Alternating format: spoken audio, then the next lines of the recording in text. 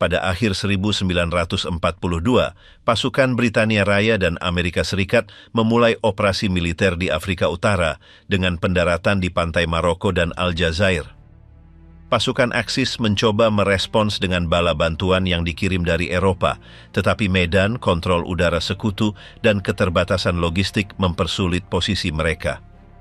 Pada awal 1943, pertempuran bergeser ke pedalaman Tunisia.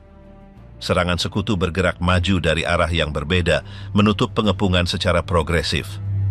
Perlawanan Jerman melemah sementara divisi-divisi terpisah atau tanpa kontak dengan komandan mereka.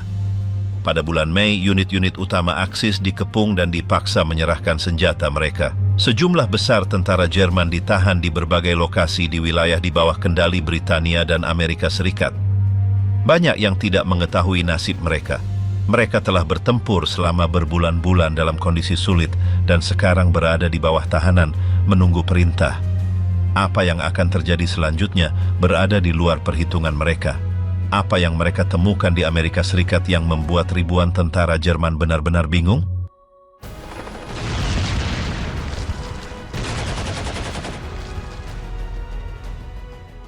Dikelilingi di Tunisia, hari ketika tentara Reich menyerahkan senjata mereka. Selama bulan-bulan pertama 1943, pasukan Axis yang ditempatkan di Afrika Utara menghadapi perubahan mendadak dalam keseimbangan konflik. Apa yang tampak seperti kampanye yang berkepanjangan berubah menjadi penarikan diri yang putus asa. Di daerah-daerah gersang dekat Tunisia, puluhan ribu tentara Jerman, kelelahan dan tidak terorganisir, mendapati diri mereka dikelilingi oleh pasukan Britania dan Amerika Serikat. Hanya dalam beberapa hari, garis pertahanan hancur, artileri berhenti, dan banyak perwira kehilangan kontak dengan atasan mereka. Perlawanan menjadi simbolis. Sementara pertempuran berhenti, penyerahan massal pun dimulai. Unit-unit lengkap, beberapa masih dalam formasi, muncul dari posisi darurat dengan tangan terangkat. Beberapa berbaris dengan langkah tegap, yang lain berjalan dengan kepala tertunduk, tetapi semua tahu bahwa tidak ada jalan untuk kembali. Di beberapa titik di garis depan, perwira Jerman menyerahkan pistol standar mereka kepada komandan musuh. Itu adalah akhir dari satu tahap dan awal dari tahap lain yang sama sekali tidak pasti. Yang pertama menyerah adalah kelompok yang telah berminggu-minggu terperangkap tanpa pasokan. Persediaan air dan makanan telah habis dan upaya pasokan udara telah gagal. Mereka yang bertahan lebih lama menunjukkan tanda-tanda kelelahan yang jelas. Banyak yang tertutup debu, beberapa terluka, yang lain dehidrasi. Meskipun demikian, sebagian besar masih mempertahankan kekakuan tertentu dalam postur mereka. Mereka masih mengenakan seragam mereka, meskipun kotor dan usang. Beberapa masih membawa lencana, yang lain telah mencabutnya sebelum menyerah. Di pos-pos sekutu, pergerakan terus-menerus terjadi. Truk datang dan pergi mengangkut mereka yang baru ditangkap ke tempat yang lebih aman.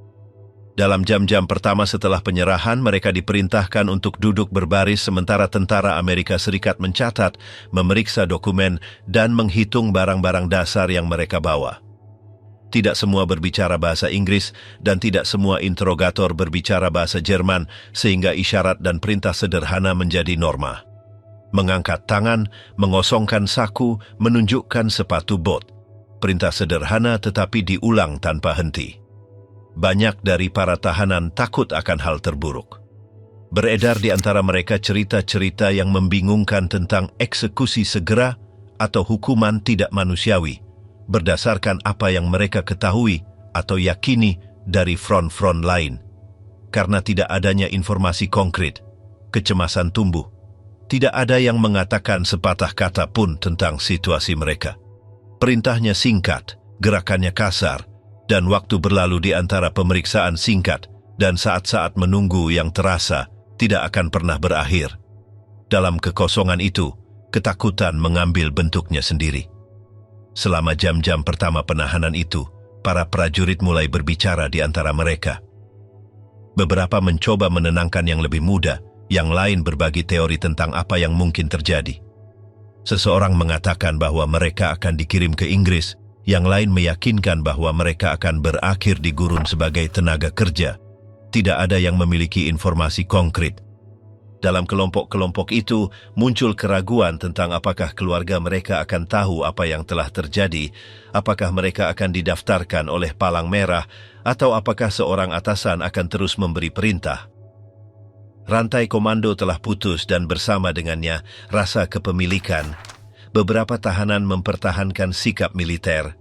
Mereka berbaris dalam antrean saat mendengar perintah atau memberi hormat di hadapan tokoh-tokoh berpangkat.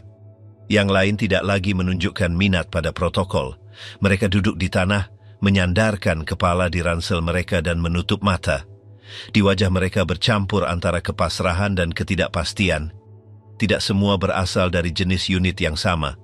Ada anggota Luftwaffe, Wehrmacht, bahkan beberapa dari unit medis atau logistik, tetapi pada saat itu mereka semua hanyalah tawanan. Para prajurit sekutu sementara itu menunjukkan sikap yang berbeda. Beberapa hanya terbatas pada menjalankan perintah. Yang lain mengamati dengan rasa ingin tahu para pendatang baru. Itu adalah pertama kalinya banyak dari mereka melihat orang Jerman begitu dekat tanpa berada di bawah tembakan. Beberapa berbicara di antara mereka saat mereka mengatur barisan.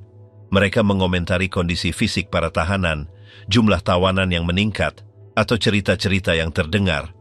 Kejutan itu saling terjadi. Lebih dari satu kali, para tahanan mengamati peralatan sekutu dengan saksama. Sepatu bot, jam tangan, ikat pinggang, atau senjata tampak berbeda bagi mereka.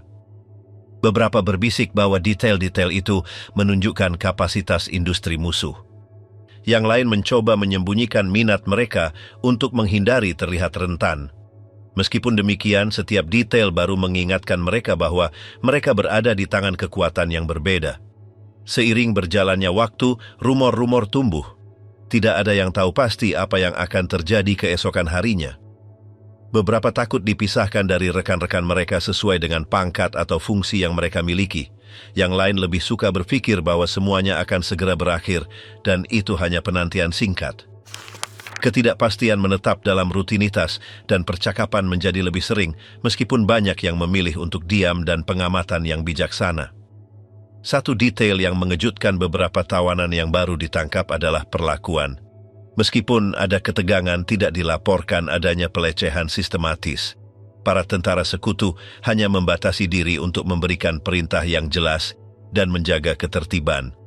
Beberapa tawanan mengharapkan teriakan, pukulan, atau penghinaan, tetapi insiden tersebut sangat minim. Ketenangan yang tak terduga ini semakin memicu kebingungan. Beberapa percaya itu adalah bagian dari strategi untuk membuat mereka hilang arah, yang lain mulai merasa tenang. Pada saat-saat tertentu, para perwira Jerman mencoba berkomunikasi dengan para penangkap mereka. Mereka bertanya tentang nasib anak buah mereka, atau meminta perhatian medis untuk yang terluka. Jawabannya singkat dan formal. Tidak ada yang memberikan penjelasan panjang. Arah ditunjukkan, isyarat tangan dibuat, atau frasa diulang dalam bahasa Inggris tanpa terjemahan. Hambatan bahasa itu memicu keheningan. Selama malam hari, kelompok-kelompok dipindahkan dari satu titik ke titik lain di dalam perimeter yang sama. Mereka tidak diizinkan bergerak bebas. Para penjaga berjalan dengan senter, memeriksa barisan, dan melakukan penghitungan. Selama jam-jam itu, para tawanan berbicara dengan suara pelan. Beberapa mencoba tidur di tanah, yang lain hanya menunggu. Waktu berjalan lambat. Tubuh beristirahat, tetapi pikiran tetap aktif. Di antara para tawanan, terdapat beragam usia. Beberapa baru saja melewati usia 20 tahun. Yang lain sudah menunjukkan uban. Pada saat-saat awal itu, perbedaan-perbedaan memudar. Semua mengharapkan hal yang sama, mengetahui apa yang akan terjadi selanjutnya.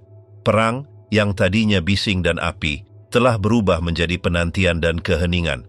Fajar membawa pergerakan, perintah baru, barisan baru, pemeriksaan baru. Beberapa menerima roti atau air, sementara yang lain dipisahkan karena alasan medis. Urutan instruksi menandai irama hari itu tanpa ada yang menjelaskan tujuannya. Dalam lingkungan itu, fungsi militer kehilangan relevansi. Mereka tidak lagi beroperasi sebagai tentara atau sebagai anggota struktur hierarkis. Mereka adalah individu tanpa komando, di bawah tahanan, melakukan tugas yang ditugaskan tanpa mengetahui tujuannya. Tahap yang dimulai tidak sesuai dengan skema yang diketahui. Terperangkap di laut, penyeberangan tak pasti para tahanan Jerman. Setelah dipisahkan dari garis depan dan dikumpulkan di titik-titik keberangkatan di bawah pengawasan ketat, para tahanan Jerman memulai perjalanan yang tidak mereka antisipasi dengan jelas. Mereka dibawa dalam kelompok-kelompok menuju pelabuhan di Afrika Utara, di mana kapal-kapal yang ditugaskan untuk pemindahan mereka telah menunggu. Di antara mereka beredar pembicaraan tentang berbagai tujuan. Beberapa memikirkan Inggris, yang lain menyebut Kanada, atau bahkan kepulangan paksa ke Jerman. Tidak ada yang dikonfirmasi, dan kurangnya penjelasan konkret membiarkan spekulasi beredar bebas di antara para tahanan.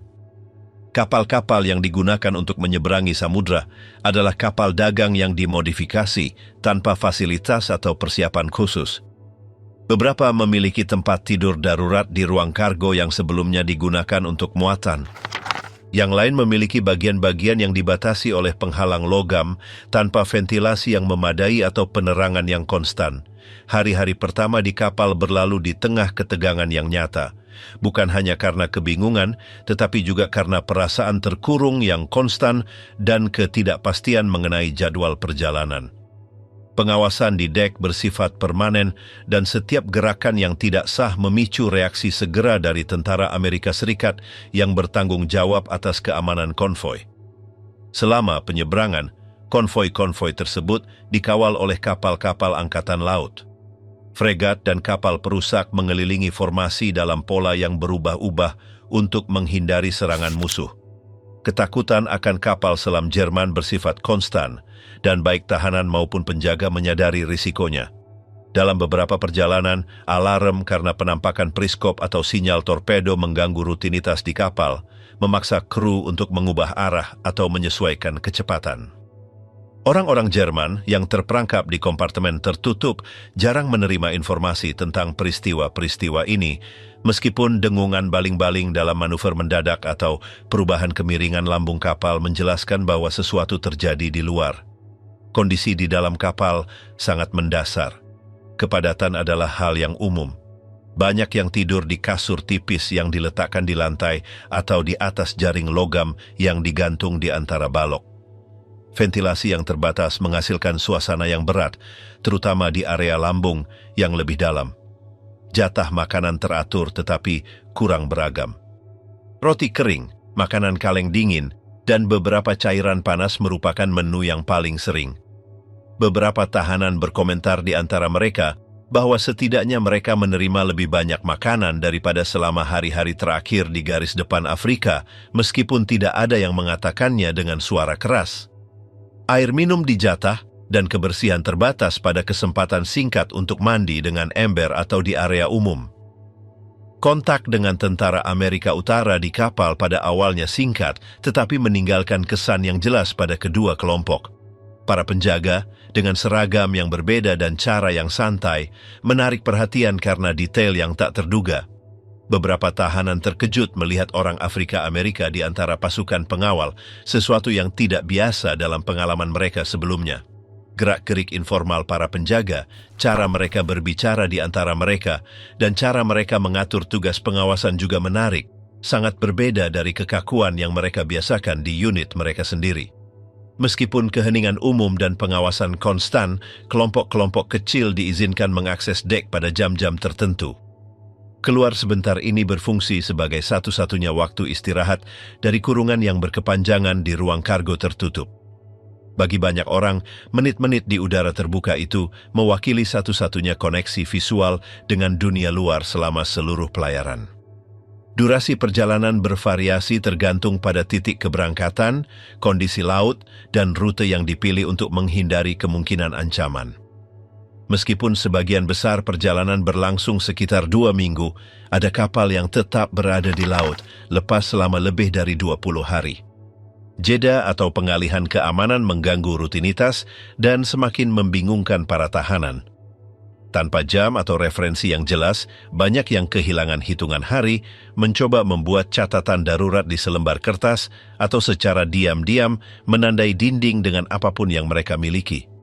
Selama penyeberangan, perbedaan budaya mulai terlihat lebih jelas. Beberapa tahanan mengamati dengan takjub penggunaan barang-barang pribadi oleh tentara Amerika Utara. seperti majalah bergambar, rokok merek yang tidak dikenal, atau minuman yang tidak dapat mereka identifikasi. Bahasa tubuh para penjaga mereka, cara mereka mengatur giliran jaga atau membagi perintah juga terasa aneh. Lebih dari satu kali terjadi pertukaran yang tidak direncanakan, isyarat ramah, sebatang rokok diberikan melalui jeruji, sepatah kata dibagikan di antara mereka yang mengerti kedua bahasa. Meskipun tidak diizinkan, momen-momen kecil ini menandai beberapa kenangan perjalanan. Kehadiran tentara yang terluka di beberapa kapal juga menarik perhatian orang Jerman. Di kapal-kapal tertentu, kompartemen medis telah disiapkan di mana orang-orang Amerika Utara yang terluka di garis depan Afrika diangkut.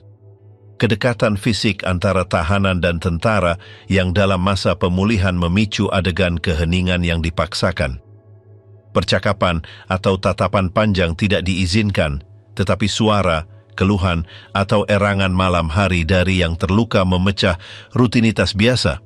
Hidup berdampingan secara tidak sengaja ini menunjukkan, tanpa kata-kata, konsekuensi konflik dari berbagai perspektif. Protokol keamanan menuntut pemeriksaan konstan. Setiap kompartemen tempat para tahanan berada diperiksa beberapa kali sehari.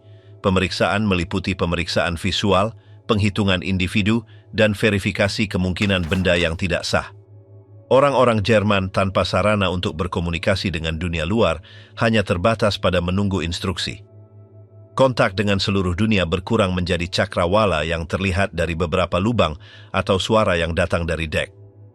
Dalam beberapa konvoi, rutinitas dasar diatur untuk menjaga ketertiban, jadwal istirahat, jalan kaki singkat di area yang dibatasi, dan bahkan ruang yang diperuntukkan bagi doa bersama. Yang terakhir ini diizinkan jika diminta dan diawasi, meskipun tidak semua kapal menerapkannya. Musik, sebaliknya, hampir tidak ada. Dalam beberapa kesempatan, melodi terdengar dari kru Amerika Serikat, diputar oleh radio portabel. Bagi para tahanan, suara-suara itu terasa asing, fragmen dari lingkungan yang belum bisa mereka pahami. Pendaratan, kesan pertama tentang Amerika. Setelah berminggu-minggu di laut lepas, para tahanan Jerman akhirnya melihat garis pantai Amerika. Bagi banyak orang, momen ini menandai pertama kalinya mereka melihat benua Amerika Utara, sebuah gambaran yang kontras dengan segala yang mereka ketahui.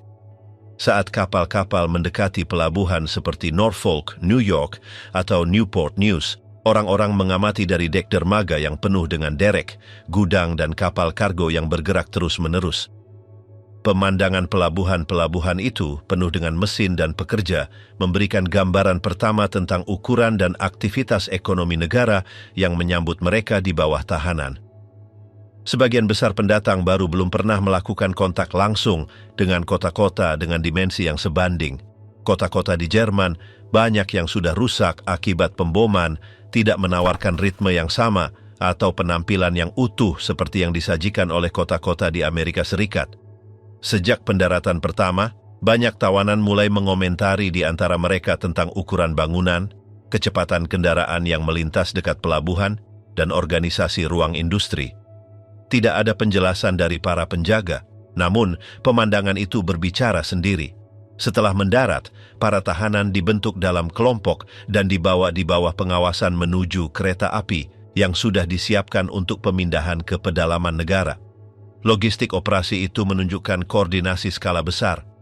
Tanpa penundaan atau kebingungan yang jelas, setiap kelompok dikawal oleh tentara bersenjata ke gerbong-gerbong yang akan menunggu mereka dengan pintu geser logam, bangku samping, dan ventilasi terbatas.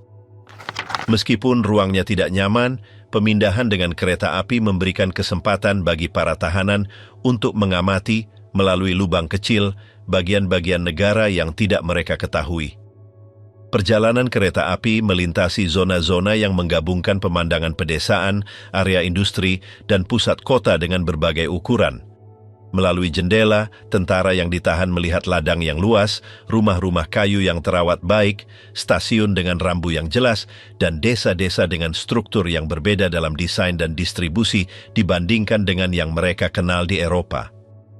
Meskipun gerbong tidak berhenti di titik-titik ini, nama-nama dalam bahasa Inggris yang tertulis dalam huruf besar mudah terlihat dan memberikan gambaran tentang luasnya negara tersebut. Selama jam-jam pertama perjalanan, keheningan mendominasi di antara para tahanan.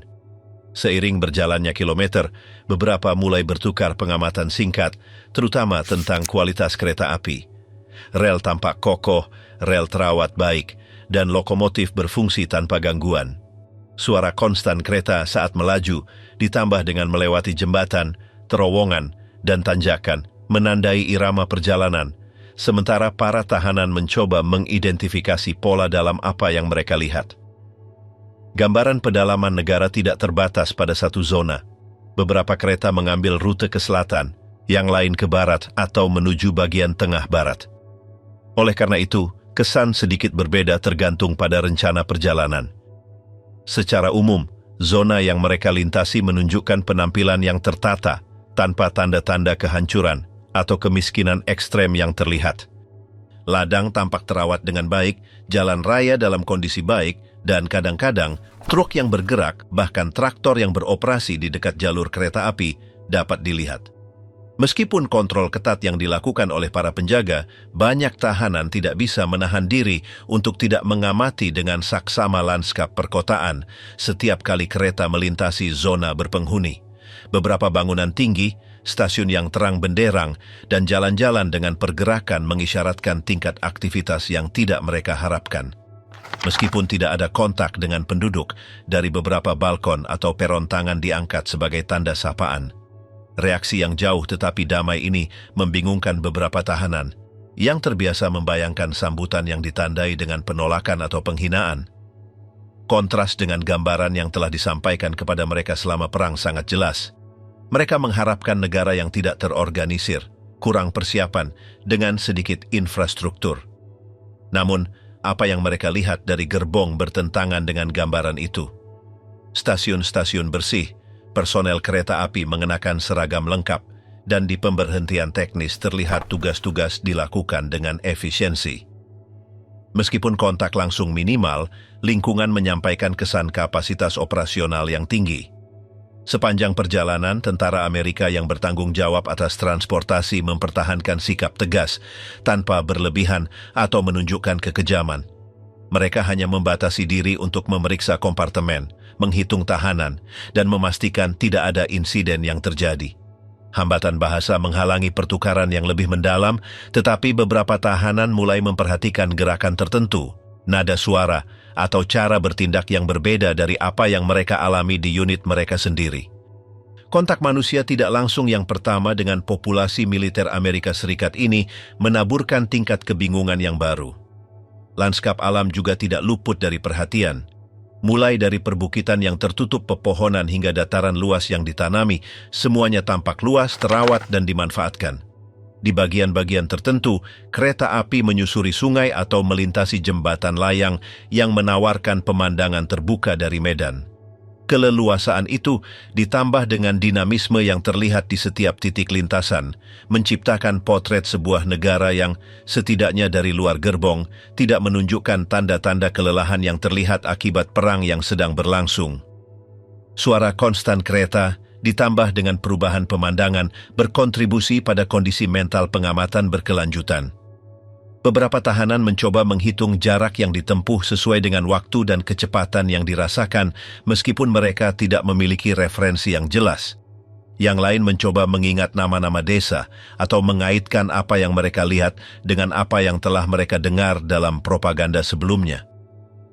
Dalam upaya ini untuk memahami apa yang mereka saksikan, jenis perhatian berkembang yang tidak biasa dalam transfer mereka sebelumnya sebagai tentara. Ketika konvoi melintasi zona kereta api dengan pergerakan besar, para tahanan mengamati dengan saksama kereta yang melintas di arah berlawanan, gerbong kargo, unit militer, atau formasi sipil melanjutkan jalurnya tanpa henti. Beberapa mencoba membayangkan kemana mereka menuju atau apa yang mereka angkut. Pemandangan itu dilihat dari jendela meninggalkan kesan dinamisme yang gigih. Itu menunjukkan negara yang menjaga aktivitasnya tetap berjalan bahkan di masa perang. Akhir perjalanan tidak diumumkan sebelumnya. Secara tiba-tiba, kereta mengurangi kecepatan, memasuki jalur sekunder, dan berhenti di satu titik di mana para tahanan dipanggil untuk turun. Pada saat itu, di bawah pengawasan konstan dari para pengawal, kelompok-kelompok dibentuk kembali yang akan dipindahkan ke tujuan berikutnya. Lanskap meskipun berubah, mempertahankan penampilan teratur yang sama tanpa tanda-tanda improvisasi yang terlihat. Bagi mereka yang telah ditangkap di zona gurun, melintasi laut dan menyeberangi setengah benua dengan kereta yang tidak pernah gagal, kedatangan di daratan di Amerika Serikat menandai titik kunci. Mereka tidak tahu apa yang akan terjadi selanjutnya atau bagaimana mereka akan diperlakukan. Namun, apa yang telah mereka lihat telah memaksa mereka untuk menyesuaikan banyak ide mereka sebelumnya tentang negara yang sekarang menahan mereka. Dan konfrontasi antara apa yang mereka harapkan dan apa yang mereka lihat selama perjalanan menandai perbedaan yang tidak akan mereka lupakan dengan mudah. Di antara pagar dan rutinitas, beginilah kehidupan di kamp penahanan.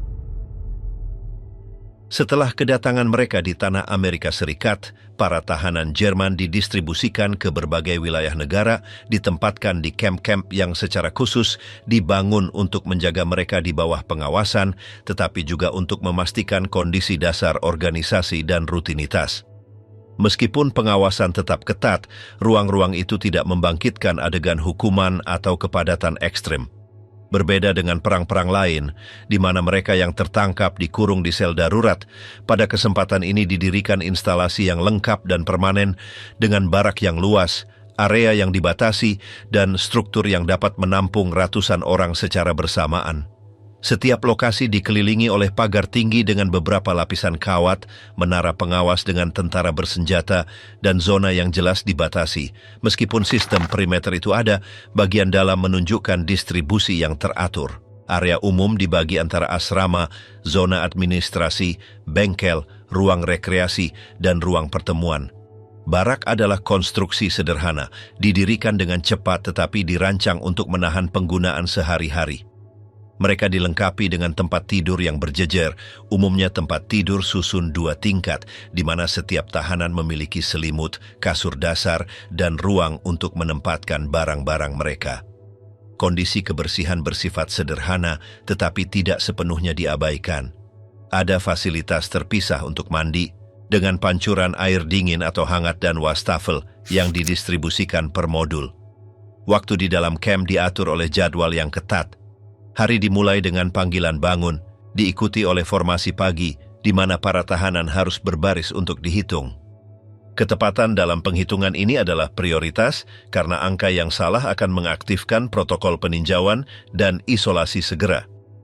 Selanjutnya, para tahanan dibebaskan untuk melakukan tugas internal, kegiatan sukarela, atau hanya tetap di zona yang ditentukan.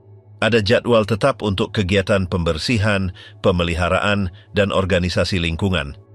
Mereka yang menunjukkan kesediaan atau keterampilan untuk pekerjaan teknis dapat ditugaskan untuk tugas-tugas spesifik seperti pertukangan, perbaikan perabotan, atau pembuatan barang-barang kecil. Meskipun itu bukan pekerjaan formal, ada struktur internal yang memfasilitasi rutinitas yang ditetapkan. Dalam beberapa kasus, tentara Jerman dikelompokkan berdasarkan unit asal atau bahkan kota asal yang memungkinkan mereka mempertahankan rasa keakraban. Namun, ini tidak diterapkan di semua pusat. Beberapa kamp memilih untuk mengatur ulang tahanan secara acak untuk mencegah terbentuknya hierarki internal atau mempertahankan ikatan kesetiaan yang terlalu kuat. Otoritas militer Amerika Serikat berhati-hati untuk menghindari segala jenis struktur paralel yang dapat menimbulkan ketegangan di dalam kamp. Perilaku para penjaga umumnya metodis. Mereka adalah tentara Amerika Serikat yang ditugaskan secara khusus untuk penjagaan tawanan perang. Para penjaga ini diinstruksikan dalam protokol yang menggabungkan ketegasan dengan penghormatan terhadap norma-norma internasional. Tidak ada kontak yang tidak perlu atau ruang untuk dialog pribadi. Perintah disampaikan melalui sinyal, papan, atau instruksi formal. Di beberapa kamp, tentara yang lebih veteran bertugas menetapkan norma-norma internal dengan izin dari pejabat militer yang bertanggung jawab.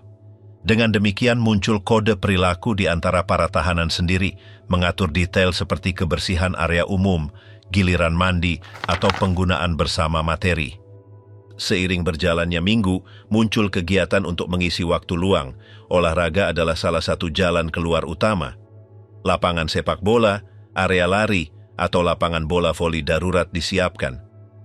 Para tahanan membentuk tim, menyelenggarakan pertemuan antar barak, dan menjaga jadwal kompetisi informal.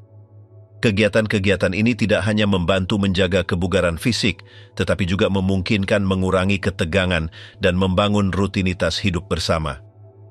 Selain olahraga, beberapa memilih untuk mengorganisir kelompok musik, pertunjukan teater, atau pembacaan kolektif. Akses ke instrumen terbatas, tetapi kadang-kadang diizinkan masuk gitar, harmonika, atau drum sederhana. Jalur pekerjaan lain adalah pendidikan. Di beberapa camp, kelas bahasa, matematika, atau sejarah darurat diselenggarakan. Beberapa tahanan dengan latar belakang akademis sebelumnya menawarkan pelajaran kepada rekan-rekan mereka. Papan tulis kayu, buku catatan daur ulang, dan buku yang tiba melalui asosiasi kemanusiaan digunakan. Dalam konteks ini, pengajaran tidak memiliki tujuan ideologis, melainkan praktis, mengisi waktu dan menjaga kemampuan mental tetap aktif. Komunikasi dengan dunia luar dikendalikan oleh sistem korespondensi resmi. Setiap tahanan dapat menulis surat kepada keluarga mereka di Jerman, selalu dalam batas-batas yang ditentukan. Konten harus konkret, menghindari referensi militer, kritik politik, atau informasi sensitif. Surat-surat ini melewati filter sensor, baik di Amerika Serikat maupun di Eropa, dan dalam banyak kasus membutuhkan waktu berminggu-minggu atau bahkan berbulan-bulan untuk sampai. Meskipun demikian, itu adalah salah satu dari sedikit cara yang dimiliki para tahanan untuk mengkonfirmasi bahwa mereka masih hidup, mengetahui berita dasar kerabat mereka, atau mengirim pesan pribadi kecil. Pengiriman foto diatur, tetapi dalam beberapa kasus diizinkan untuk menyertakan potret hitam putih kecil. Jawaban dari Jerman juga datang di bawah peninjauan dengan bagian yang dihilangkan atau dicoret ketika tidak memenuhi batasan. Distribusi surat dilakukan secara publik. Ketika satu paket atau surat tiba di satu camp, petugas yang bersangkutan membaca nama penerima dengan suara keras. Tahanan harus maju, menandatangani tanda terima, dan kemudian dapat membaca pesan di ruang mereka. Beberapa berbagi berita yang diterima dengan yang lain, terutama jika membawa berita umum tentang situasi di desa asal mereka. Yang lain lebih suka diam dan menjaga privasi tulisan. Dalam kedua kasus, surat adalah pengingat nyata bahwa dunia luar masih ada.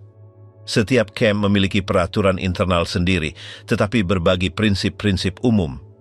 Dilarang keluar dari zona berpagar, menyembunyikan benda tanpa registrasi, atau menyerang penjaga.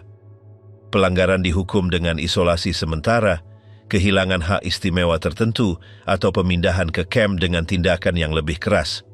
Dalam situasi tertentu, ruang hukuman digunakan yang terdiri dari barak individu dengan pengawasan konstan. Tindakan ini, meskipun tegas, disajikan sebagai korektif dan bukan sebagai pembalasan. Tujuannya adalah untuk menjaga kontrol tanpa menimbulkan konflik yang tidak perlu. Sistem organisasi juga mencakup komite internal. Beberapa kelompok tahanan membentuk perwakilan untuk mengajukan permintaan atau menyelesaikan perselisihan kecil. Komite-komite ini tidak memiliki kekuatan resmi, tetapi ditoleransi sebagai alat pengaturan diri. Begitulah cara masalah dikelola seperti penggunaan kamar mandi, kebersihan bersama, atau akses ke materi. Dalam kasus-kasus spesifik, para pemimpin kelompok-kelompok ini dapat mengirim catatan kepada petugas yang bertugas meminta perubahan atau izin tertentu. Satu bagian signifikan dari rutinitas harian luput dari perhatian dari luar, tetapi menandai pengalaman individu. Waktu berlalu di antara berjalan kaki di dalam batas, percakapan di antara kenalan, bermain kartu, atau sesi membaca dadakan. Para tahanan dengan pengetahuan di bidang pertukangan, menjahit, atau perbaikan objek biasanya menawarkan keterampilan mereka untuk melayani yang lain. Kursi rusak diperbaiki, seragam usang disesuaikan, dan benda-benda kerajinan tangan dibuat untuk mengisi waktu. Kontak visual dengan penjaga jarang terjadi. Menara pengawas mempertahankan kehadiran yang konstan, tetapi tentara yang bertugas jarang berinteraksi dengan para tahanan. Hanya ketika ada instruksi umum atau keadaan darurat, semacam dialog langsung dibangun. Dalam sebagian besar kasus, Hubungan itu jauh, hanya berdasarkan pengawasan. Iklim menandai kegiatan hari itu. Di zona panas, latihan fisik dilakukan di pagi hari atau saat senja. Di tempat dingin, ruang di dalam ruangan dicari untuk menghabiskan waktu. Beberapa kamp memiliki kompor sederhana dan selimut tambahan dibagikan selama musim dingin, meskipun dingin masih mengganggu banyak orang.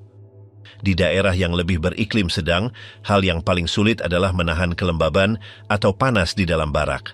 Hari-hari tampak sama, suara panggilan bangun, formasi, tugas terprogram, dan rutinitas istirahat membentuk siklus konstan. Kurangnya variasi menyebabkan para tahanan mengukur berlalunya waktu berdasarkan peristiwa kecil. Kedatangan surat, dimulainya liga olahraga internal, atau perubahan musim. Terlepas dari lingkungan yang terbatas, bentuk-bentuk dasar organisasi budaya muncul. Di beberapa kamp, tanggal-tanggal penting dirayakan secara diam-diam. Tanpa simbol-simbol besar atau ritual yang rumit, hari jadi pribadi, perayaan keagamaan, atau hari peringatan nasional diperingati. Kegiatan-kegiatan ini dilakukan dengan izin sebelumnya dan di bawah pengawasan, selalu menghormati batas-batas lingkungan. Dalam praktiknya, kehidupan di balik kawat berduri berlangsung di antara tugas yang berulang, aturan ketat, dan saat-saat luang yang terbatas. Tidak ada cakrawala yang jelas atau indikasi kapan penahanan akan berakhir. Para tahanan menghabiskan hari-hari mereka dalam skema yang ditentukan, dengan batas-batas yang terlihat dan fungsi yang dibatasi. Meskipun ketidakpastian tetap ada, lingkungan memaksakan ritme yang seiring waktu menjadi dapat diprediksi. Makan lebih baik daripada di Jerman, diet yang tidak ada yang diharapkan dalam penahanan. Makanan yang diterima oleh para tahanan Jerman di kamp-kamp yang berlokasi di dalam Amerika Serikat menjadi salah satu elemen yang paling mengejutkan dari pengalaman mereka di balik kawat berduri. Sistem penyediaan yang dikelola oleh tentara Amerika Utara tidak membedakan antara kebangsaan ketika menerapkan standar yang ditetapkan. Melalui struktur yang diatur secara ketat, orang-orang yang ditahan menerima menu yang dirancang sesuai dengan peraturan militer negara tuan rumah. Ini berarti akses harian ke produk-produk yang telah langka di Eropa selama bertahun-tahun. Daging, roti putih, makanan penutup, buah-buahan, kopi, dan susu dibagikan dalam jumlah yang cukup untuk menjaga kondisi fisik para tahanan sesuai dengan pertimbangan pihak berwenang. Dalam berbagai pernyataan dan catatan, tentara Reich ketiga mengungkapkan kebingungan atas jenis makanan yang mulai mereka terima tak lama setelah kedatangan mereka. Sebagian besar dari mereka telah menahan jatah yang berkurang di Afrika Utara, diikuti oleh hari-hari atau minggu-minggu pemindahan yang membuat kontrasnya semakin mengejutkan. Bagi banyak orang, itu adalah pertama kalinya dalam waktu yang lama mereka makan sampai kenyang. Roti tawar yang lembut, porsi daging yang dimasak atau dikalengkan, potongan buah utuh, dan akses ke mentega atau selai menghasilkan kombinasi kejutan, skeptisisme, dan rasa terima kasih yang diam. Beberapa awalnya tidak percaya, mengira itu adalah strategi untuk membuat mereka hilang arah atau memanipulasi mereka, meskipun mereka segera berasumsi bahwa diet itu sesuai dengan rutinitas biasa orang-orang yang tinggal di negara itu. Dapur di lokasi-lokasi itu berfungsi sebagai unit yang terorganisir dengan baik, dipasok melalui kontrak negara. Kontrol logistik memungkinkan pengiriman bahan-bahan segar dan olahan ke setiap instalasi tanpa bergantung pada sumber daya lokal. Setiap kamp memiliki juru masak dan personel yang bertanggung jawab untuk mengawasi agar jatah didistribusikan secara adil. Satu titik perbandingan yang konstan adalah situasi pangan di Jerman. Surat-surat yang tiba dari Eropa, meskipun tunduk pada sensor, memberitahu tentang kelangkaan yang meluas. Seluruh keluarga bertahan hidup dengan porsi yang dikurangi, pengganti buatan, dan makanan yang dijatah. Sebaliknya, para tahanan menerima porsi protein, karbohidrat, dan lemak yang teratur. Banyak yang terkejut menyadari bahwa bahkan dalam kondisi penahanan, mereka dapat mengakses makanan yang lebih bervariasi dan bergizi daripada kerabat mereka yang bebas di sisi Atlantik yang lain. Daging merupakan salah satu produk yang paling menonjol.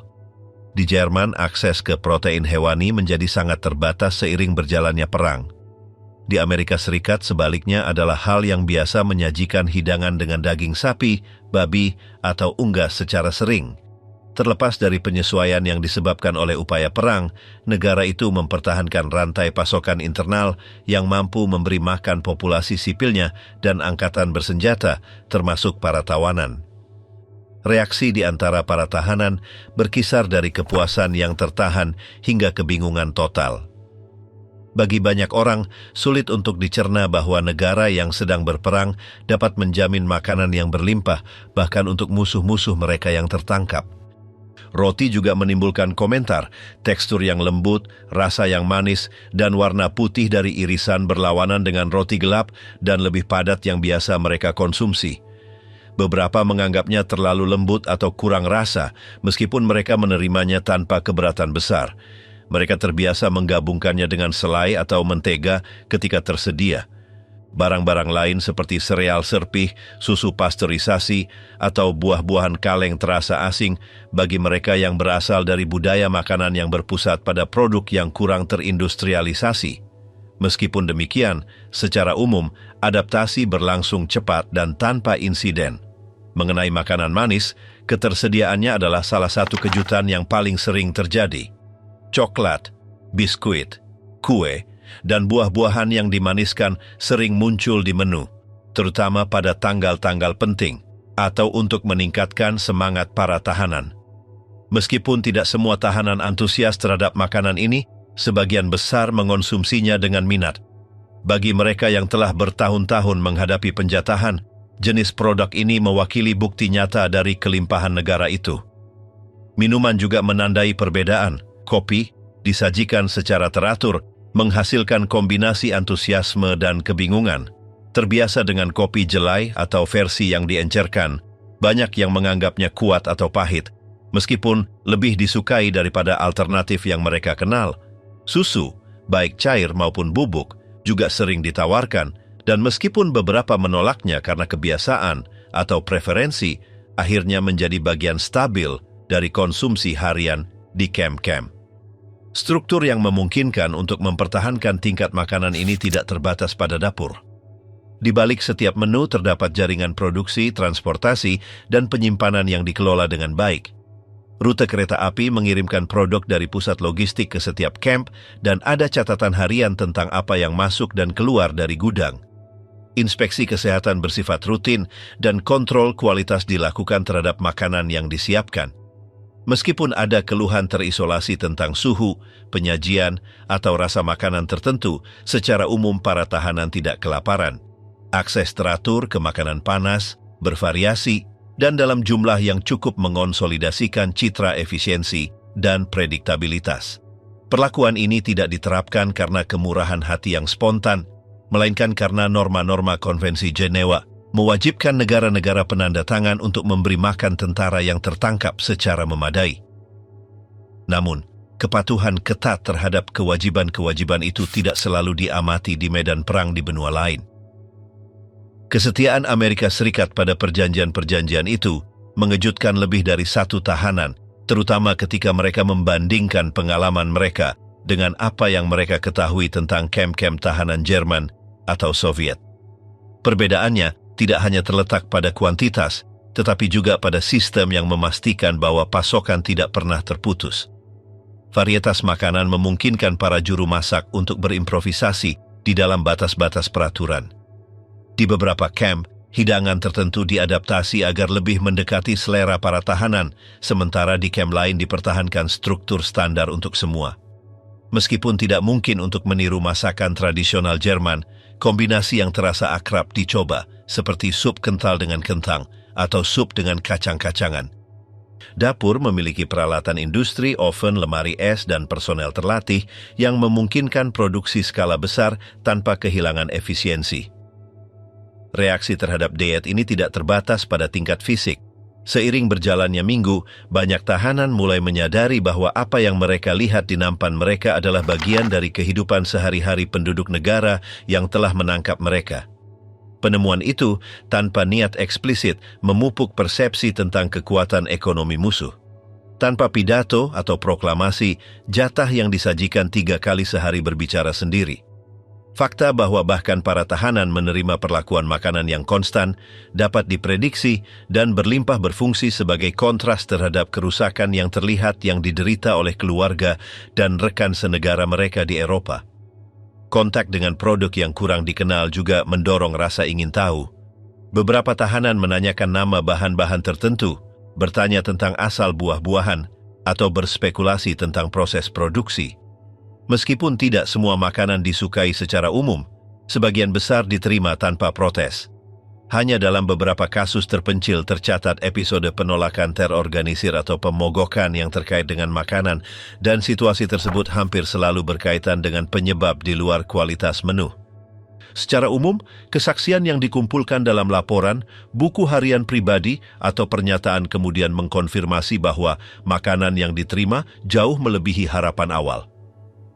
Bahkan mereka yang skeptis atau tidak percaya pada awalnya, akhirnya menerima bahwa mereka sedang mengalami situasi luar biasa. Makanan, tanpa memerlukan propaganda atau intervensi langsung, menjadi salah satu bukti paling kuat dari jarak materi antara kedua dunia. Sementara konflik berlanjut di Eropa dan Asia, di kamp-kamp Amerika Serikat, makanan memperoleh nilai yang tak terduga, nampan tiba dengan jatah yang cukup, bervariasi, dan disajikan lebih baik daripada yang dibayangkan banyak orang untuk tawanan perang. Bagi beberapa orang, ini adalah pertama kalinya dalam bertahun-tahun mereka bisa makan tanpa takut kelangkaan segera. Tindakan sehari-hari itu meredakan kelaparan, tetapi juga membingungkan. Sulit untuk dicerna bahwa bahkan dalam penahanan mungkin untuk menerima lebih banyak makanan daripada banyak keluarga di Jerman. Mendidik kembali musuh, perang gagasan. Sejak saat pihak berwenang Amerika Serikat mulai menerima sejumlah besar tahanan Jerman di wilayah mereka, muncul kekhawatiran yang melampaui pengawasan fisik atau pengelolaan kamp mereka. Kepemimpinan politik dan militer di Washington melihat peluang jika para prajurit itu, yang sebagian besar dibentuk di bawah tahunan propaganda sosialis nasional, diekspos pada kerangka berpikir lain, mungkin mereka dapat kembali ke Eropa dengan mentalitas yang berbeda. Dengan ide itu, inisiatif pendidikan dirancang di dalam lokasi tempat mereka ditahan. Tujuan umum tidak terbatas pada menetralkan kemungkinan ancaman internal atau menghindari ketegangan ideologis. Ini adalah tentang memfasilitasi, melalui metode terstruktur, kontak langsung para tahanan dengan nilai-nilai politik dan sosial Amerika Serikat. Bagi beberapa sektor pemerintah, upaya itu juga menawarkan cara untuk menguji strategi rekonstruksi budaya di Jerman pasca perang. Berbeda dengan pengawasan militer konvensional, ini menuntut perencanaan pedagogis, pemilihan konten yang cermat, dan infrastruktur yang disesuaikan untuk melatih para tahanan tanpa melanggar norma-norma internasional tentang perlakuan terhadap tawanan. Salah satu poros utama program itu adalah pembentukan pusat-pusat khusus di dalam kamp-kamp tertentu. Ruang-ruang ini tidak terbuka untuk setiap tahanan. Hanya mereka yang menunjukkan kecenderungan untuk berpartisipasi secara sukarela dalam kegiatan intelektual dan yang riwayat disiplinernya tidak mencakup insiden baru-baru ini yang diizinkan masuk. Wawancara seleksi dilakukan oleh perwira dengan pelatihan dalam ilmu sosial, banyak dari mereka dwibahasa, yang berusaha mengidentifikasi tanda-tanda keterbukaan terhadap perubahan di luar tingkat instruksi individu sebelumnya. Setelah diterima, para tahanan memiliki akses ke kalender reguler, sesi informasi dan siklus membaca. Kelas-kelas diajarkan oleh guru sipil, sebagian besar profesor universitas yang bekerja sama sementara dengan tentara. Topik yang berkaitan dengan sistem parlementer, pembagian kekuasaan, gagasan dasar konstitusi modern, dan fungsi media komunikasi bebas diprioritaskan. Di ruang kelas, struktur dengan jadwal tetap, daftar kehadiran, dan materi cetak yang disiapkan khusus untuk konteks itu dihormati. Selain kelas, masing-masing pusat ini memiliki satu perpustakaan.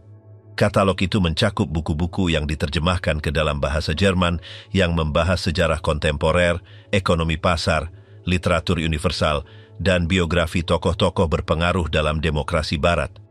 Akses ke materi dikontrol, tetapi tidak ada judul wajib yang diberlakukan.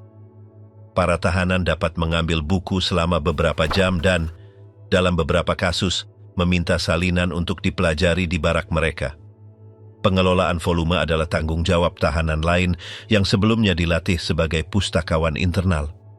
Alat kunci lain adalah penggabungan buletin informasi yang disusun dalam bahasa Jerman didistribusikan secara teratur di berbagai camp. Pamflet-pamflet ini disetujui oleh kantor perang psikologis, mencakup artikel tentang peristiwa internasional, analisis konflik dari perspektif non-nasionalis, dan wawancara yang diedit dengan orang Jerman yang diasingkan atau tokoh masyarakat yang kritis terhadap rezim Nazi. Meskipun tidak semua tawanan menunjukkan minat pada teks-teks ini, pihak berwenang mencatat peningkatan berkelanjutan dalam pembacaan mereka, terutama di antara mereka yang telah berpartisipasi dalam program pendidikan formal. Secara paralel, forum diskusi yang dimoderasi oleh instruktur diselenggarakan. Dalam pertemuan-pertemuan ini, kelompok-kelompok kecil tahanan memperdebatkan topik yang telah dipilih sebelumnya. Formatnya terdiri dari presentasi singkat, diikuti oleh pertukaran verbal yang terkontrol, di mana ekspresi argumentatif dipromosikan tanpa agresi atau pemaksaan. Beberapa dari pertemuan ini mengarah pada latihan menulis, di mana para peserta harus merangkum ide-ide mereka secara tertulis, yang juga berfungsi untuk mengevaluasi pemahaman mereka tentang konsep yang disajikan. Seiring kemajuan program, muncul perbedaan sikap di antara para tahanan. Sebagian besar mempertahankan sikap defensif atau skeptis terhadap proposal tersebut. Namun, sektor lain yang lebih reseptif mulai menunjukkan perubahan nada dalam percakapan sehari-hari mereka, kesediaan yang lebih besar untuk bekerja sama dalam tugas internal, dan minat yang meningkat untuk memahami model sosial Amerika Utara. Indikasi-indikasi ini dikumpulkan dalam laporan berkala yang disusun oleh pengawas sipil program. Tindak lanjut hasil mencakup kuesioner anonim, wawancara tindak lanjut, dan pengamatan langsung terhadap perilaku di dalam dan di luar kelas. Meskipun angka-angka tidak menunjukkan transformasi langsung dalam semua kasus, mereka memang mencerminkan perubahan progresif dalam pola pikir tertentu. Pembacaan pers internasional dalam bahasa Jerman dan penggunaan argumen yang lebih terperinci dalam diskusi dipandang sebagai tanda kemajuan. Di beberapa pusat, stasiun mendengarkan diaktifkan dengan radio yang dikonfigurasi untuk menangkap siaran dalam bahasa Jerman dari stasiun asing. Sesi-sesi ini dikontrol dan dilakukan dalam kelompok-kelompok kecil, disertai dengan komentar terpandu untuk memfasilitasi pemahaman. Melalui mereka, para tahanan dapat mengakses versi konflik yang berbeda dari yang disebarkan oleh propaganda rezim yang mereka layani. Kontak dengan pendekatan lain ini sebagian memperkuat fungsi pedagogis dari program umum. Upaya juga dicatat untuk meniru, di dalam camp, praktik umum dalam sistem demokratis. Komite internal dibentuk dengan fungsi terbatas, seperti penyelenggaraan acara olahraga, koordinasi tugas sukarela, atau pengawasan giliran di perpustakaan. Meskipun atribusi mereka dibatasi, mereka memungkinkan beberapa tahanan untuk mempraktikkan bentuk dasar organisasi kolektif dan tanggung jawab bersama, tanpa hierarki militer yang kaku. Otoritas militer Amerika Serikat mempertahankan kontrol ketat atas evolusi program. Tidak ada konten yang diizinkan yang dapat ditafsirkan sebagai propaganda langsung. Juga tidak ada manifestasi publik yang diterima yang mendukung tokoh politik tertentu. Fokus dipertahankan dalam batas-batas pertukaran budaya dan penyajian alternatif ideologis tanpa paksaan atau pemaksaan eksplisit. Netralitas adalah salah satu prinsip kunci untuk menghindari ketegangan dengan instansi internasional lainnya atau dengan komando militer itu sendiri. Program yang dikembangkan terutama antara 1944 dan 1945 memiliki tingkat implementasi yang berbeda-beda sesuai dengan wilayah dan jumlah tawanan. Tidak semua camp memiliki pusat pendidikan, juga tidak semua tahanan diekspos pada inisiatif ini. Namun, hasil yang diperoleh di tempat-tempat di mana itu diterapkan memungkinkan mereka yang bertanggung jawab atas desain untuk menarik kesimpulan yang berguna untuk rencana rekonstruksi budaya selanjutnya di Eropa. Pabrik yang tidak pernah berhenti ketika mereka melihat kemampuan Amerika. Ketika tentara Jerman dipindahkan ke fasilitas pabrik di dalam wilayah Amerika Serikat, mereka menemukan diri mereka tenggelam dalam lingkungan produksi massal yang melampaui semua referensi sebelumnya. Hal yang paling menarik perhatian mereka bukanlah ukuran bangunan, melainkan ritme kerja industri yang konstan dan terhitung. Mulai dari pergerakan material yang tersinkronisasi hingga koordinasi operator yang tepat, semuanya tampak merespons logika efisiensi teknis yang tak terhindarkan. Itu bukan hanya pabrik, itu adalah sistem yang terhubung dengan sempurna, di mana setiap fase proses memenuhi fungsi yang terukur dan terkontrol. Salah satu pabrik yang paling mengejutkan para pengamat adalah pabrik Willow Run yang dibangun untuk merakit pesawat militer dalam lingkungan yang disesuaikan dengan model kerja rantai. Itu adalah struktur yang dirancang untuk mempercepat produksi pembom B-24 dengan logika yang menggabungkan teknik, efisiensi, dan pemanfaatan waktu. Pabrik ini bukan perluasan dari instalasi sebelumnya, melainkan konstruksi spesifik yang merespons tujuan untuk memproduksi secara massal dengan keteraturan yang menantang semua perbandingan dengan industri Eropa saat itu. Willow Run menempati lahan ratusan hektar. Setiap bagian dari kompleks memiliki tujuan yang jelas. Bahan mentah tiba di satu ujung, diolah, dipotong, dicetak, dan dirakit dalam urutan berkelanjutan sampai pesawat keluar siap untuk terbang. Penggunaan alat standar, penataan operator dalam barisan yang terdefinisi dengan sempurna, dan pengawasan konstan terhadap waktu kerja menciptakan ritme berkelanjutan yang hampir tidak berhenti. Lingkungan Detroit berfungsi sebagai contoh umum dari apa yang dialami di banyak kota industri di Amerika Serikat. Jalan-jalan penuh dengan kendaraan yang tidak hanya mobil pribadi, juga terlihat truk pengangkut, van pengiriman, bus, dan unit militer. Suara mesin, palu, derek, dan rantai terdengar setiap saat. Baja, karet, listrik, dan uap adalah bagian dari kehidupan sehari-hari. Produksi mencakup berbagai sektor, di mana ribuan orang berpartisipasi, mulai dari insinyur hingga operator, pengemudi, pengawas, dan teknisi pemeliharaan. Perusahaan Ford, salah satu yang paling terlihat dalam skema itu, telah memodifikasi jalur perakitannya untuk disesuaikan dengan permintaan perang. Meskipun namanya telah dikaitkan selama puluhan tahun dengan pengembangan mobil, dalam periode itu setiap bagian perusahaan diarahkan pada fungsi yang berbeda. Pembuatan bagian mekanis, perakitan komponen aeronautika, verifikasi sistem kelistrikan, pengujian mesin, atau penyesuaian bodi khusus. Hasilnya adalah urutan tugas berantai yang memungkinkan untuk mendapatkan produk jadi dalam waktu yang singkat. Standarisasi prosedur adalah elemen lain yang menarik perhatian. Setiap pekerja tahu persis apa yang harus dilakukan, kapan, dan dengan alat apa. Tidak perlu berimprovisasi atau menunggu instruksi konstan. Tugas dibagi berdasarkan spesialisasi dan jadwal, dan setiap penundaan dapat dideteksi dan diperbaiki dengan cepat. Logika itu dipertahankan di pabrik penerbangan, pabrik amunisi, kereta perbaikan, atau ruang pelabuhan. Selain produksi, logistik memiliki struktur yang solid. Bagian-bagian dipindahkan antar kota dengan kereta barang, truk gandeng, atau kapal berbobot besar. Gudang berfungsi sebagai simpul pertukaran, di mana bagian-bagian disimpan sementara sebelum dikirim ke tujuan akhir. Jaringan ini memfasilitasi produksi dan menjamin aliran pasokan yang konstan yang memungkinkan untuk menjaga ritme tanpa gangguan. Lebih dari satu kali, kelompok-kelompok tahanan tertentu dibawa melewati area di dekat kompleks pabrik sebagai bagian dari proses logistik. Selama pemindahan itu, mereka mengamati secara langsung luasannya dan skalanya fasilitas. Konstruksi berjejer tanpa henti, dengan gudang logam, atap tinggi, akses luas, stasiun pemuatan, dan platform yang terorganisir.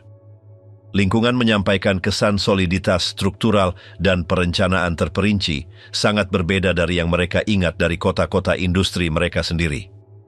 Aspek lain yang menonjol adalah jumlah orang yang terlibat.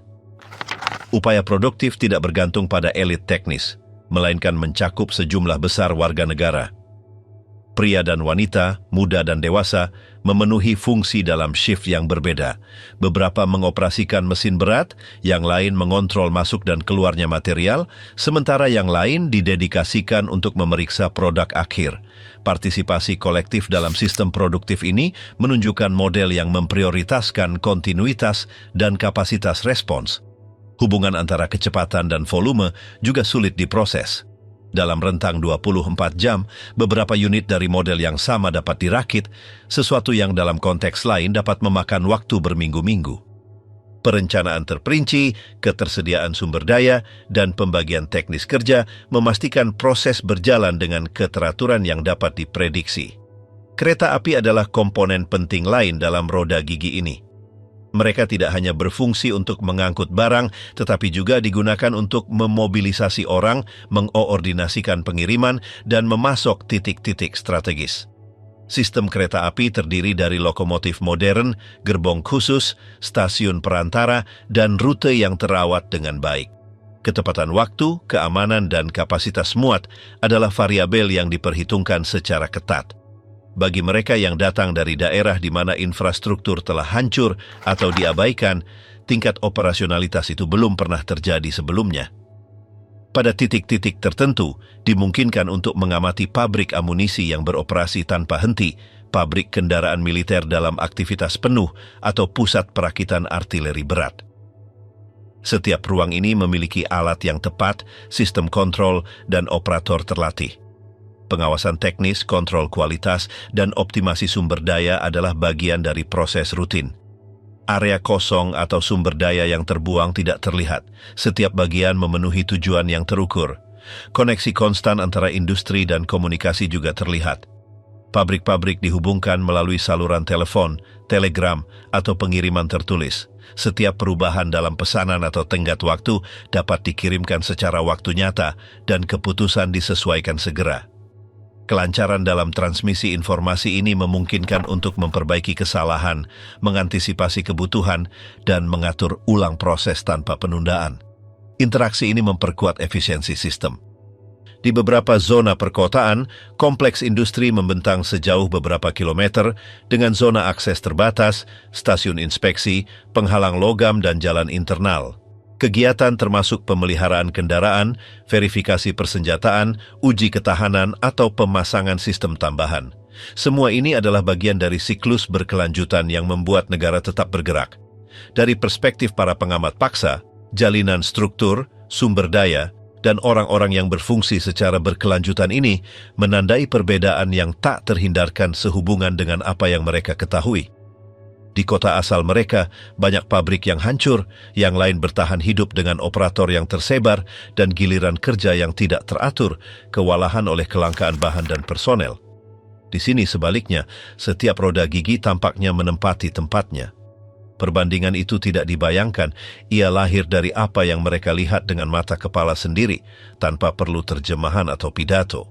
Contoh pabrik Ford sering disebut-sebut, meskipun itu tidak eksklusif. Beberapa perusahaan, besar dan menengah, telah beradaptasi dengan tuntutan konflik. Beberapa memproduksi kendaraan berat, yang lain memproduksi peralatan komunikasi atau seragam, dan yang lain merakit bagian yang ditujukan untuk kapal atau pesawat terbang. Setiap perusahaan dimasukkan ke dalam jaringan yang lebih besar, yang menanggapi tujuan yang ditetapkan oleh pemerintah dan komando tinggi tentara. Tingkat koordinasi ini terlihat di semua tahap proses. Pulang berbeda, apa yang ada di kepala para tahanan yang dipulangkan. Setelah konflik berakhir, pemerintah sekutu mulai mendefinisikan prosedur untuk mengembalikan para tahanan Jerman yang berada di wilayah Amerika Serikat. Repatriasi puluhan ribu tentara menuntut logistik yang terperinci dan perencanaan yang berkepanjangan. Kelompok-kelompok pertama dipilih berdasarkan kriteria spesifik yang mempertimbangkan baik usia penangkapan mereka maupun kondisi kesehatan mereka. Mereka yang telah menunjukkan perilaku kolaboratif selama tinggal mereka ditempatkan dalam daftar awal. Pemindahan ke Eropa dilakukan secara bertahap.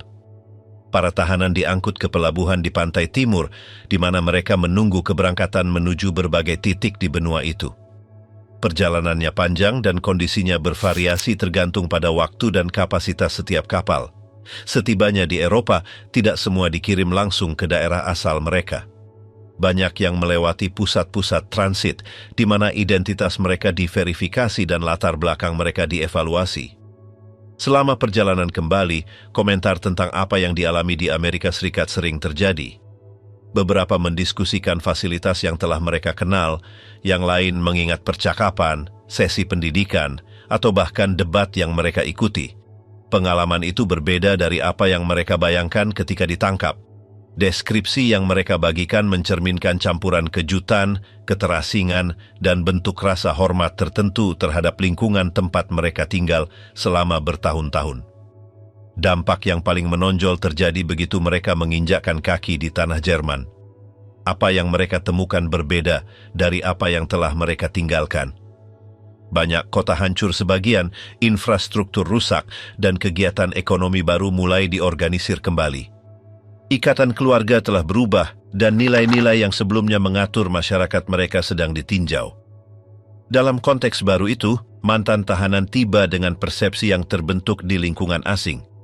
Salah satu aspek yang paling banyak dikomentari saat kembali adalah bagaimana kehidupan di dalam camp-camp. Beberapa berbicara tentang ruang di mana mereka bisa membaca, yang lain mengingat momen-momen tertentu yang terkait dengan kegiatan atau dinamika internal tertentu.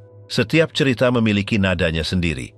Ada yang menyebutkannya sebagai rutinitas biasa, dan yang lain menggambarkannya dengan lebih detail. Bagaimanapun, komentar-komentar itu mulai membangkitkan rasa ingin tahu di antara mereka yang mendengarnya untuk pertama kalinya. Di daerah pedesaan, di mana informasi eksternal tiba dengan lambat, kesaksian-kesaksian itu memperoleh bobot yang lebih besar.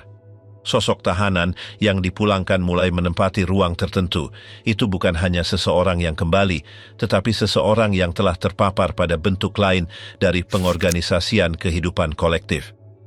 Meskipun banyak yang menghindari memberikan penilaian, deskripsi rutinitas mereka sendiri menghasilkan perbandingan diam-diam dengan lingkungan tempat mereka sekarang tinggal.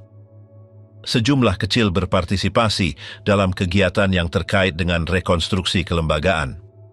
Beberapa ditugaskan ke catatan sipil, yang lain bergabung dengan tugas-tugas lokal bantuan dan organisasi komunitas. Dalam fungsi-fungsi itu, yang utama bukanlah mereproduksi apa yang dipelajari dalam penahanan, tetapi menanggapi urgensi segera desa dan kota yang rusak akibat perang. Pengalaman sebelumnya di kamp-kamp Amerika Serikat tercermin hanya secara tidak langsung, dalam bentuk mengusulkan solusi praktis atau dalam kesediaan untuk bekerja sama dengan tatanan sipil yang perlu dibangun kembali dari dasar. Otoritas pendudukan sekutu mengamati fenomena ini dengan minat. Laporan yang disusun oleh berbagai departemen mencatat sikap mantan tahanan saat kembali, tingkat partisipasi sosial mereka, dan konten yang mereka bagikan di lingkungan mereka. Satu kelompok mantan pejuang diidentifikasi yang, tanpa mengadopsi sikap politik terbuka, mempromosikan bentuk-bentuk hidup berdampingan yang lebih terstruktur. Itu tidak menyiratkan transformasi lengkap, tetapi menunjukkan kesediaan untuk mengadopsi praktik-praktik tertentu yang terlihat di luar negeri.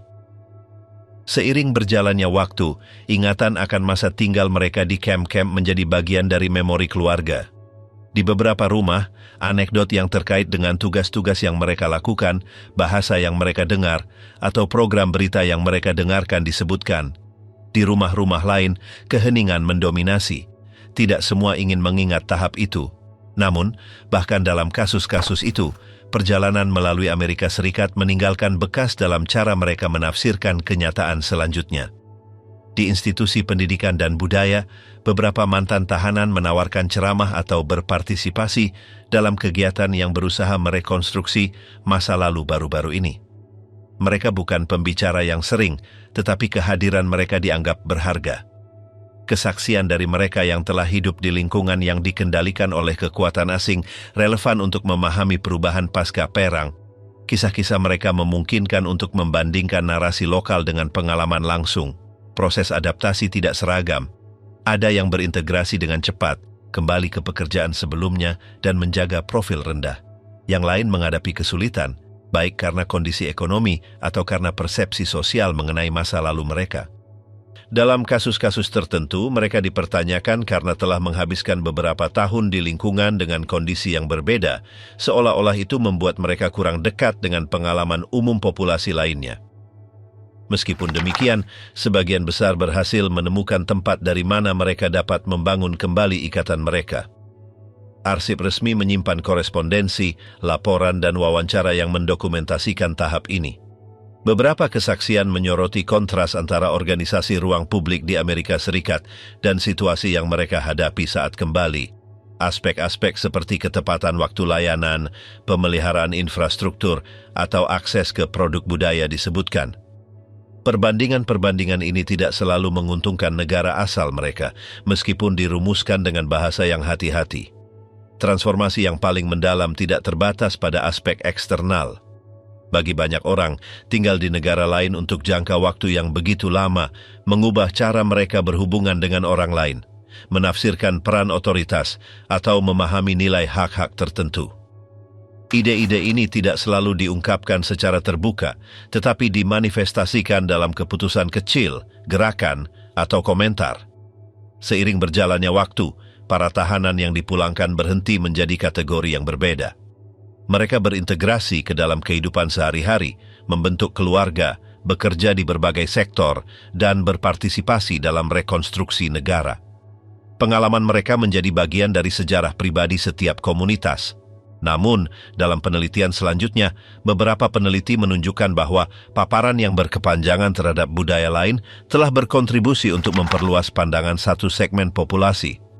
Dalam catatan sejarawan dan sosiolog, pengaruh itu tidak muncul sebagai elemen sentral, tetapi kehadirannya diakui. Ada pembicaraan tentang bentuk khusus dalam mengamati hal-hal publik, minat pada fungsi institusi, dan kecenderungan untuk menyelesaikan ketidaksepakatan melalui dialog.